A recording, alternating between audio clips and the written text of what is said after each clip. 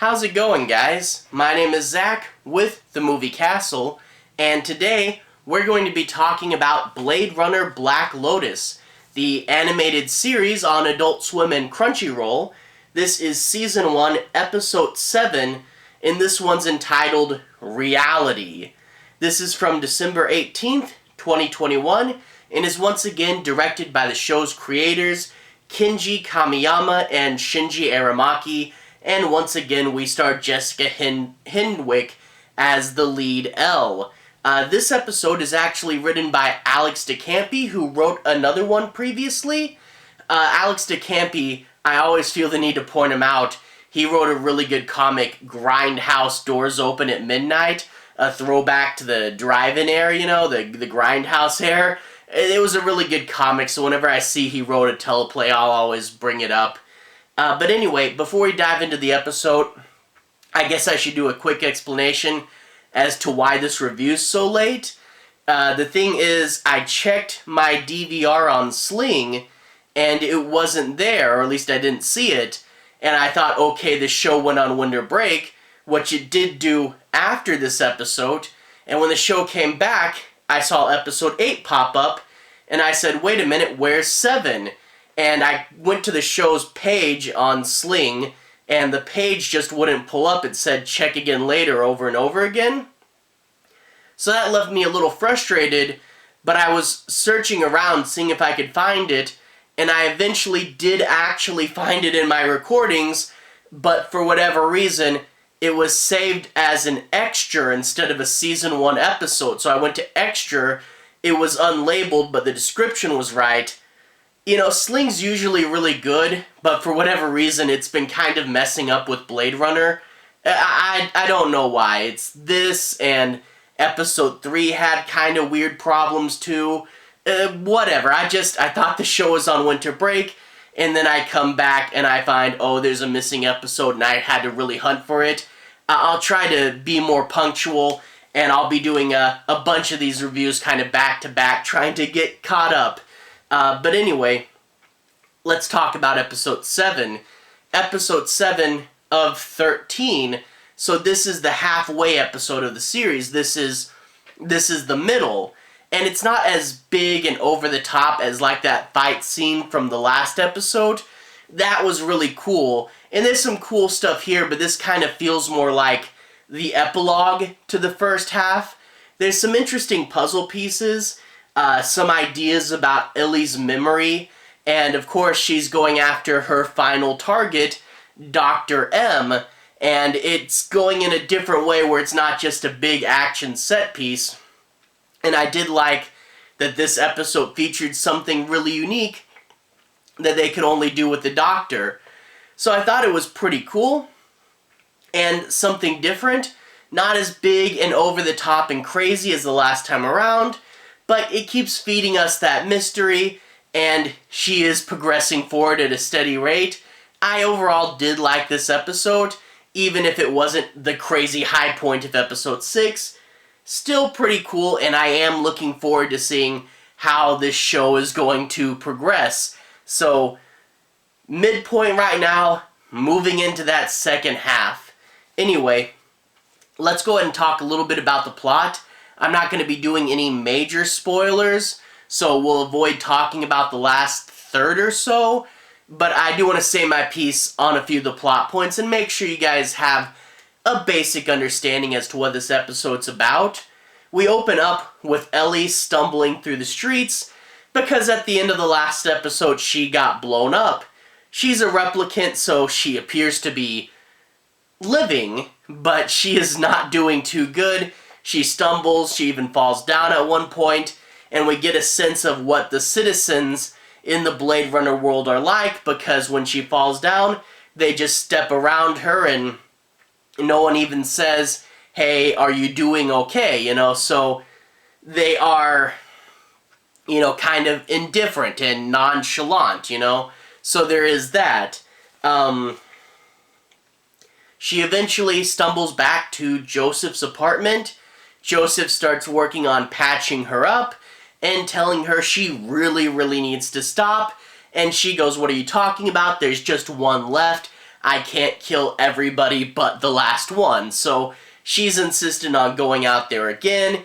He doesn't want her to, and that's where she says, hey, what's a Blade Runner? Because she just saw one and it tried to kill her, and she wants to know what one is, and Joseph gives her a little bit of an explanation but brushes it off. I think a lot of us had a hint where this was going already, but we know where this is moving towards.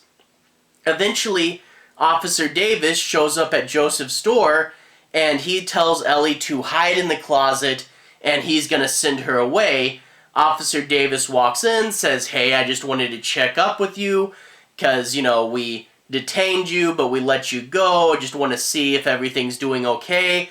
And he's not giving her an inch, He's being really closed off, and that's where Davis casually mentions something that Joseph was trying to hide from Ellie, and Davis says, you are a Blade Runner, which we all kind of had a sense that this was coming. They never said it, but we knew. And the thing is, in this conversation, Officer Davis talks about him because he's kind of a legend, He wasn't just a Blade Runner, he was the best Blade Runner. He had the high score. They don't know, Officer Davis doesn't know his exact number, and Joseph isn't really into talking, but she said it could have been like 200 replicants he killed. 200 replicants, that is not an insignificant number by any means. Joseph sends Davis away, and he goes to the closet and finds that Ellie has escaped out a window because, yeah, she's not taking this news too well, and we knew that this revelation would eventually come and drive a wedge into their relationship. Now, I do wonder how they'll resolve this, because, it wasn't just that he's a Blade Runner, he was the biggest Blade Runner. He killed more or less 200 replicants. That's going to be pretty hard to ignore. Now, it's clear that he's not the same man that he was. He's changed, but I don't know if Ellie can ignore it, because literally her whole thing that she's doing right now is killing people that killed her replicant friends, So I don't know how they're going to patch this up. Joseph is obviously going to be a character in the rest of the series. The two are going to meet each other again, but I don't know how they're going to take it, So this is going to be one of those things that's going to be interesting to see if the two manage to resolve their differences in the second half of the show. So we'll see where it goes from there. Anyway, we get another scene with Neander Wallace, Jr. and Sr., and we find out Jr.'s complaining because his replicant program, he's found out his father is selling the company's replicant division. And he goes, you can't do this, I've done so much work, I need my replicants. And the dad says, you're way too obsessed with this, you need to step back. And also, one of the replicants just killed the chief of police. The replicant program is way, way too hot right now. We don't want to be stuck holding this when everything goes down, so things are insane with the replicant. Get rid of the replicant program. And what does that mean for their work on trying to legalize replicants now that all this is going on? It's going to be hard to say, but you see these two growing apart as well, so this may very well be where we see Neander Wallace, Jared Leto's character in the movie, become sort of the head, He may have to take this over if his father goes too far and he really wants the replicants still around. So we're seeing that rivalry creep in even more. But of course, the big thing with this episode is Ellie goes to Dr. M, her final target, and she quickly takes out all the guards, but while she's distracted, knocking the last guard out, Dr. M shows up with a tranquilizer gun and knocks her out. she wakes up and she's tied to this big machine. It's a really cool design. Looks like a big futuristic cyberpunk MRI machine. She's tied to that, and they scan and analyze her memories. Now, I don't want to go too much farther past this point because that's really where we drift into spoilers.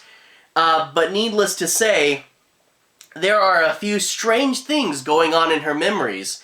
You do get to find out why they chose some of the memories they did and what their goals were, and there is some interesting ideas into how they're placing the memories, but there are strange ones that shouldn't be there, and this leads, there's Dr. M and his much more sympathetic assistant, and you do get interesting revelations there, but you have to wonder who messed with Ellie and why. What was their goal? Why was she made different?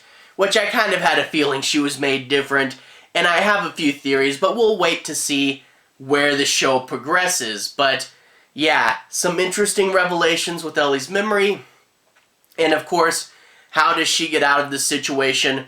How does she find out who made the doll hunt? So some interesting stuff coming. We're wrapping up the Ellie's hit list section of this show and moving on to the second half, and there's going to be some interesting things there, and I can't wait to see what's going on. Anyway, pretty soon I'll have the review for episode 8 up. Episode 8, we'll get into that. But anyway, to everyone who's watched so far, thank you for watching. To everyone who's liked and subscribed, thank you. You really are helping the channel out. I'll leave a relevant playlist on the bottom. If you guys want to see more, you can click right there and see more. This should be my Blade Runner playlist where you can see my reviews for all the past episodes, as well as reviews for some of the comics and the original movie and Soldier. So there's some cool stuff in there. Anyway, have a good day. I'll see you guys again very, very soon. Relevant playlist on the bottom, Blade Runner playlist. Have a good day now.